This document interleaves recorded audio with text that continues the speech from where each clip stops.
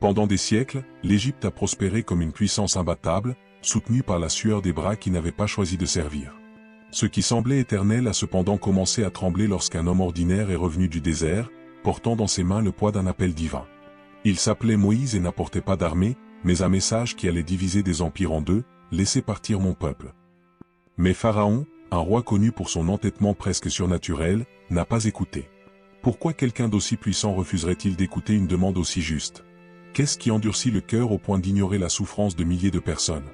Moïse, qui avait été éduqué comme un prince dans les salles royales, avait quitté le confort du palais pour obéir à la voix qui résonnait d'en haut. Lorsqu'il est revenu d'exil, ce n'est pas en tant que fugitif, mais en tant que prophète. Cependant, lorsqu'il a affronté le souverain, il s'est heurté à une barrière infranchissable. Pharaon ne voit pas les Hébreux comme des êtres humains, mais comme des rouages de sa gloire. Il refuse de les laisser partir et provoque ainsi l'action directe de Dieu. Le temps de l'oppression s'achève et le ciel commence à réagir. La première réponse n'est pas venue sous la forme d'un coup de tonnerre, mais par les eaux qui soutenaient toute vie en Égypte. Le Nil, qui serpentait comme la veine de l'Empire, allait devenir le théâtre du premier signe. Et rien ne sera plus jamais comme avant. Ce qui avait été une source de fraîcheur et de récolte devient soudain un fleuve d'agonie. Le Nil, fierté de l'Égypte, se teinte d'un rouge profond. Ce n'était ni du vin ni de l'encre. C'était du sang. Dense, sombre, lourd. Il s'écoulait le long des berges, dans les canaux, dans les puits. Chaque fois qu'on enlevait un seau, il y avait une nouvelle puanteur. Les poissons meurent asphyxiés et le silence des pêcheurs dénonce la tragédie. Les Égyptiens tentent de creuser des trous autour du lit du fleuve pour trouver de l'eau propre, mais tout est contaminé. Même les ustensiles en pierre n'y ont pas échappé. Les jarres conservées à l'intérieur des maisons ont également été touchées.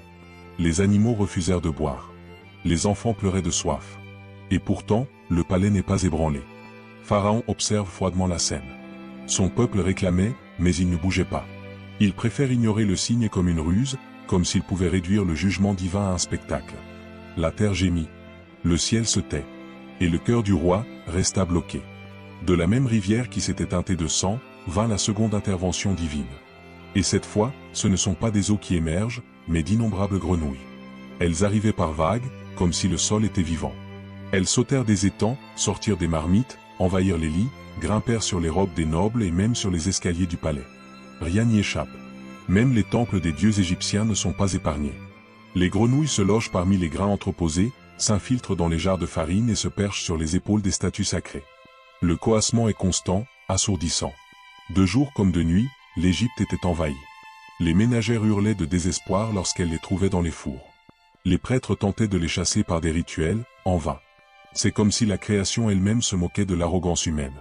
Et même face à ce chaos, Pharaon n'est pas ému. Il demande à Moïse de prier pour que la peste s'arrête, mais lorsque c'est le cas, il durcit encore sa résolution. Il n'y a pas eu de repentir. Seulement de l'orgueil. Et le ciel n'était pas encore terminé. Lorsque les grenouilles disparurent, les Égyptiens pensèrent que le cauchemar était passé.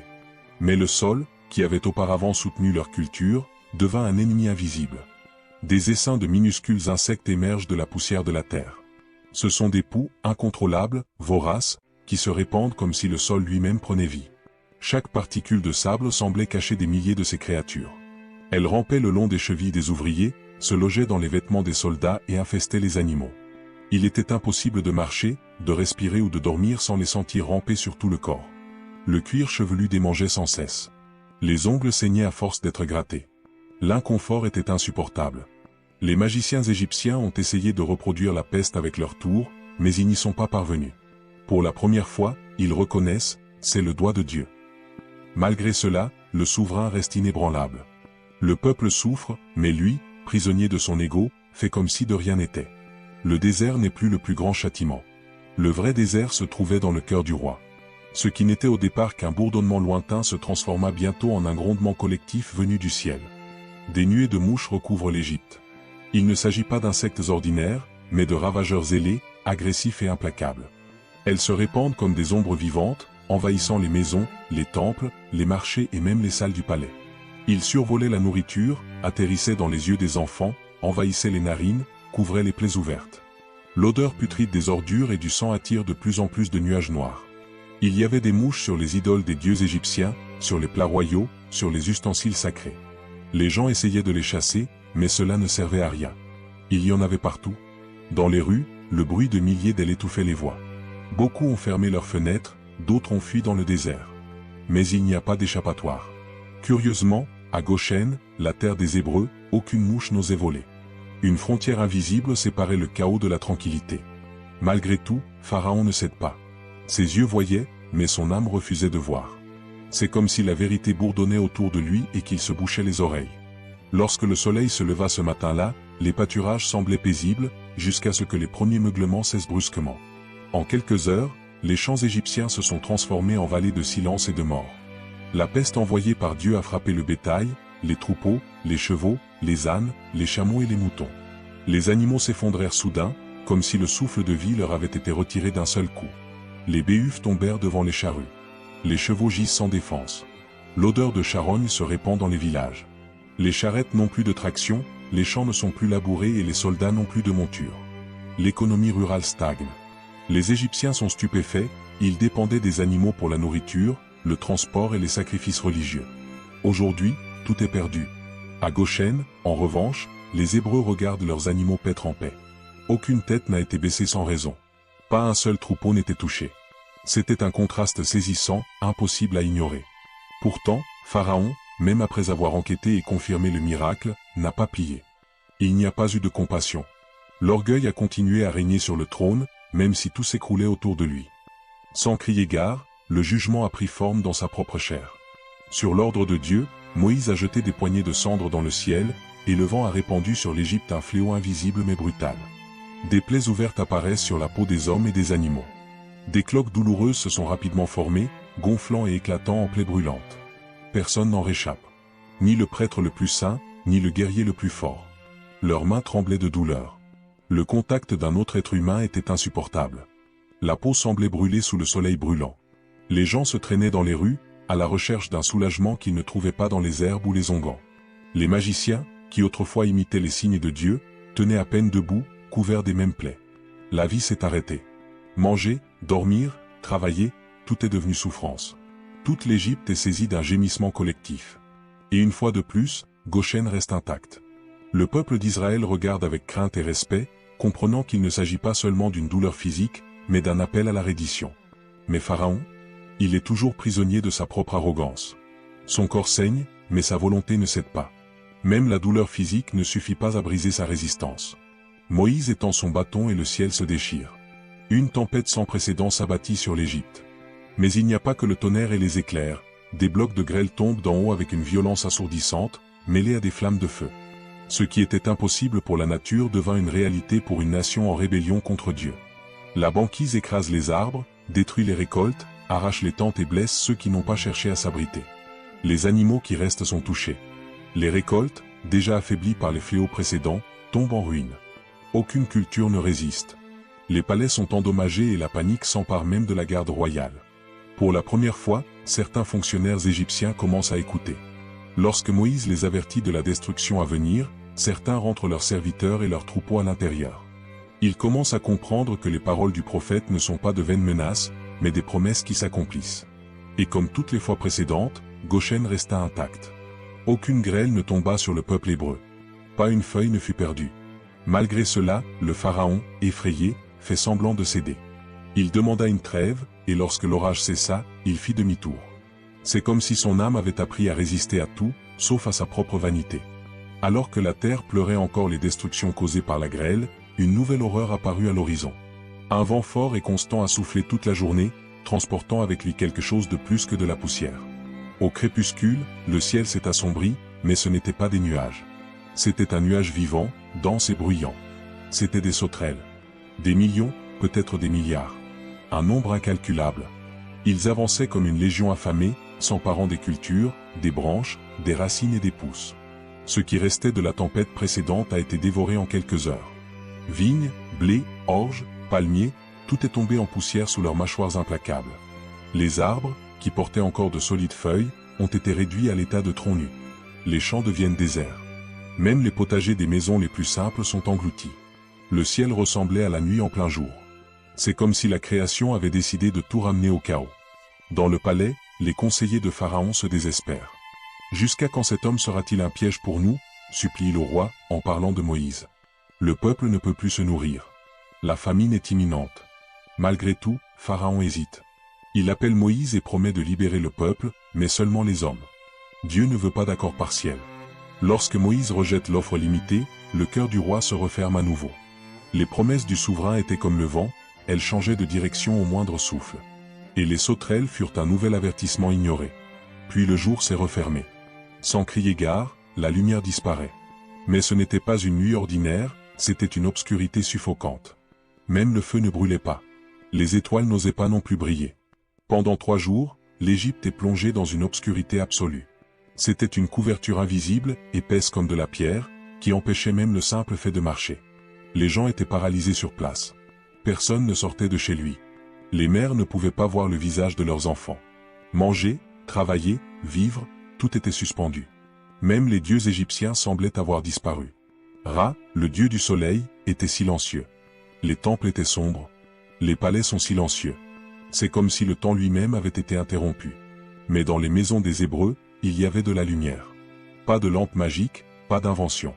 La présence de Dieu éclairait les lieux de la fidélité. Il était impossible de ne pas le remarquer. Le contraste entre les ténèbres et la lumière n'était pas seulement physique, il était spirituel. Malgré tout, Pharaon, toujours réticent, tente de négocier, il laissera partir le peuple, mais sans ses troupeaux. Moïse refuse. Nous partirons tous, avec nos fils, nos filles, nos vieillards et nos animaux. Rien ne sera laissé en arrière. La réponse du roi est menaçante, si tu me revois, tu mourras. Le prophète ne recule pas, tu as bien parlé. Tu ne me verras plus. L'obscurité qui régnait à l'extérieur était terrible. Mais les ténèbres qui consumaient le cœur de Pharaon étaient encore plus profondes. La 10e plaie n'a pas été accompagnée de bruit ou de vent. Elle vint dans le silence. Et lorsqu'elle éclata, ce fut comme une coupure invisible mais profonde. Dieu l'avait annoncé, cette nuit-là, le premier-né de chaque foyer égyptien mourrait. Du fils de Pharaon au prisonnier du cachot, personne ne serait épargné. Les Hébreux, obéissant aux instructions données par Dieu par l'intermédiaire de Moïse, sacrifient des agneaux et marquent les montants de leurs portes avec le sang. À l'intérieur de la maison, ils mangent en hâte, sandales aux pieds et bâtons à la main. Ils sont prêts à partir. Cette nuit-là restera à jamais gravée dans les mémoires. À minuit, l'Égypte fut coupée par un seul son, des pleurs. Des cris déchirent l'air. Les lamentations proviennent de tous les quartiers, de tous les palais, de tous les villages. L'héritier du trône gît immobile dans les bras de Pharaon. Ni l'argent, ni les dieux, ni la magie ne peuvent l'arrêter. La mort passe au-dessus des maisons marquées, mais visite tous les foyers égyptiens sans exception. C'est la nuit la plus sombre pour la nation la plus fière du monde. C'est là, enfin, que le cœur du roi fut brisé.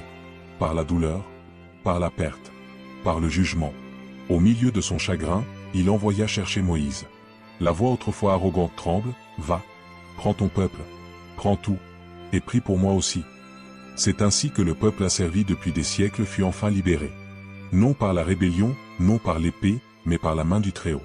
Moïse les a conduits non seulement hors d'Égypte, mais vers une nouvelle promesse. La ville gémissait encore de douleur lorsque le peuple d'Israël a quitté l'Égypte. Il n'y a pas eu de fête dans les rues, ni de résistance aux portes. Les Égyptiens, vaincus et effrayés, ont pratiquement supplié les Hébreux de partir. Beaucoup leur ont donné de l'or, de l'argent, des tissus et des ustensiles, comme s'ils voulaient se libérer d'un fardeau invisible. C'est le jour où les esclaves partent les mains pleines. Ils partent en hâte, emportant l'essentiel, leur famille, leurs troupeaux et le pain encore azime, car le temps presse. Chaque pas porte en lui des siècles d'attente. C'était l'accomplissement d'une promesse faite à Abraham, renouvelée à Isaac et jurée à Jacob. Elle s'accomplissait maintenant devant leurs descendants. La nuit les accompagne en silence. Ils étaient fatigués, mais il y avait de la lumière dans leurs yeux. Un nuage les guidait le jour. La nuit, une colonne de feu éclairait le chemin. Dieu était avec eux. Aucune armée ne les avait encore poursuivis. Aucune menace ne semblait proche. Mais dans le palais, les lamentations s'étaient transformées en colère. Pharaon regarde les couloirs vides, les champs sans ouvriers, le silence dans les chantiers interrompus, et son orgueil blessé parle plus fort que le souvenir de la perte. « Pourquoi les avons-nous laissés partir » demanda-t-il. Il convoque ses officiers. Il rassemble chevaux, armures et chars. Le chagrin fait place à la fureur. Le roi d'Égypte ne peut accepter d'être battu, même par Dieu. Le bruit des roues commence à résonner dans le désert. Pendant ce temps, les Hébreux se dirigent vers l'inconnu, sans savoir que la guerre se profile derrière eux. La poussière à l'horizon n'est pas celle du désert, mais celle de l'armée égyptienne. Le bruit des roues, l'éclat des lances, les cris de guerre traversent l'air comme des poignards. Le peuple hébreu, qui quelques heures auparavant célébrait la liberté, tremblent à présent. Devant eux, une mer immense. Derrière eux, l'ennemi qui n'accepte pas la défaite. Ils se sentent pris au piège. La peur les enveloppe comme un mur invisible. Les mères serrent leurs enfants dans leurs bras. Les hommes regardent le ciel en silence. La liberté retrouvée semble s'éloigner. Ils se tournent alors vers Moïse. « Pourquoi nous as-tu emmenés de là-bas pour mourir ici ?» Mais le chef tient bon. Les yeux fixés sur l'horizon, il dit « N'ayez pas peur. N'ayez pas peur. Restez en paix. Aujourd'hui, vous verrez le salut du Seigneur. » Et Dieu parle. Il ordonne à Moïse de lever son bâton. Ce geste, simple aux yeux des hommes, déclenche le surnaturel. Un vent fort et régulier se lève. Les eaux, autrefois vastes et impassibles, commencent à se fendre. La mer s'ouvre en deux avec force et précision. Le sol, autrefois submergé, devint aussi sec qu'une route. À gauche et à droite, des murs liquides s'élevèrent. Au milieu, un couloir impossible. Et c'est à travers lui que les enfants d'Israël se mirent en marche. Les enfants regardaient avec fascination les poissons qui nageaient derrière les murs d'eau. La lumière venait d'en haut. Le silence n'était coupé que par le bruit des pas sur le sable. C'était comme traverser l'impossible avec les pieds dans la réalité. Ils marchaient entre le miracle et la promesse, et il n'y avait pas de retour en arrière possible. Le chemin ouvert par la mer est plus qu'un passage, c'est un miracle conçu par la main du Créateur. Pendant toute la nuit, les Hébreux avancent sous une lumière surnaturelle. Le couloir d'eau n'est pas sombre. Au contraire, il reflétait des éclats chatoyants, comme si le fond de l'océan révélait des secrets gardés depuis la création du monde. Les enfants pointaient du doigt, ravis, les poissons colorés qui nageaient le long des parois liquides. Les coraux bougent comme s'ils dansaient. Certaines créatures abyssales émettaient leur propre lumière, éclairant les pas de ceux qui avaient marché pendant des siècles dans l'obscurité de l'esclavage. Il y avait du silence, de la révérence, des larmes. Chaque pas était une célébration de quelque chose qui semblait impossible. Lorsque le premier rayon du matin a touché l'horizon, ils ont atteint l'autre côté. Épuisés, mais vivants. Libérés. Le peuple avait quitté l'Égypte, et maintenant l'Égypte ne le suivait plus. Derrière eux, cependant, venaient les soldats de Pharaon. L'armée entre par le même chemin, confiante dans la brèche que le Seigneur a ouverte. Mais ce couloir n'était pas pour leurs ennemis. Il était réservé aux enfants de la promesse. Dieu ordonne, et les eaux retournent à leur place. Les chars furent engloutis. Les chevaux disparurent sous les flots. Les cris cessèrent.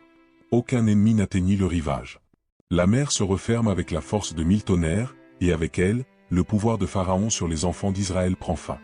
Là, au bord de la mer, les Hébreux comprennent qu'ils sont vraiment libres. Non pas parce qu'ils ont fui, mais parce qu'ils ont été libérés. De l'autre côté du rivage, il n'y a plus de peur, plus de faim, plus d'entrave. Il y a de la musique. Myriam, la sœur de Moïse, prend son tambourin. Les femmes la suivent. Les voix se joignent à un nouveau chant. Elles ne se contentent pas de célébrer la fuite, elles célèbrent une délivrance qu'aucune épée n'aurait pu obtenir. Elles ont dansé avec des pieds qui avaient jadis foulé l'argile de l'esclavage.